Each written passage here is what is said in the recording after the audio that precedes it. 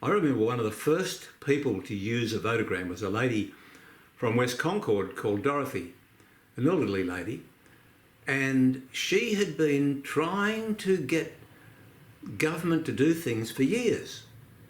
So she heard me talking on the radio and she rang me up and asked if she could send a votogram, and I said sure. I don't remember what it was on, but I do remember that in the week following me sending it, she rang me every day to say how many letters she'd got from members of parliament. She was amazed because you don't get, or you didn't get, letters from members of parliament very often, and she was getting a stack of them. After a week, she rang me and she said, Mr. Bloomfield, I cannot believe this, you know. I have been sending telegrams and letters for years, getting no replies. I got all those answers, and now the government has done what I wanted. Thank you, thank you. This has been superb. And we continued then for years and decades. And I wondered why it was that these votograms worked so well. People kept telling me, you can't get the government to do anything. The old story, you can't beat City Hall. Well, I had a view that we actually employ City Hall, and City Hall needs to work for us. That's what we pay for. It's not a picnic for the people we elect.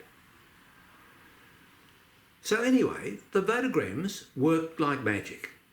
Every parliament in Australia we sent them to. And we probably have a success rate around 90-95%. And I'm an accountant, so I actually know that's not a real bad percentage. But I wondered why it happens. And there are many reasons. But one of the reasons is that people have a completely wrong concept of what democratic government is.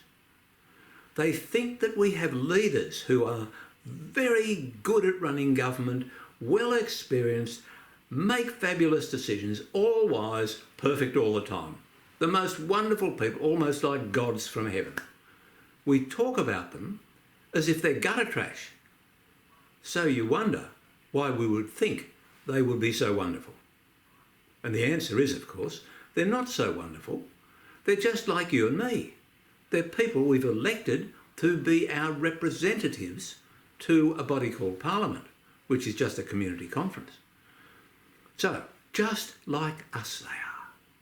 But people had this view that the politicians, particularly the cabinet ministers, must be like royalty, like kings and queens, forgetting that kings and queens are from birth trained and raised to rule their country. So they have a lifetime of training, frequently backed by generations there who have done it before them.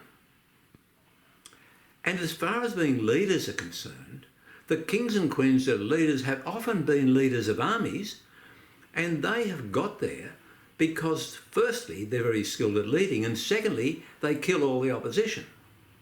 But in democracy, we take a bit of a dim view of the idea of leaders killing out the people who think the other way.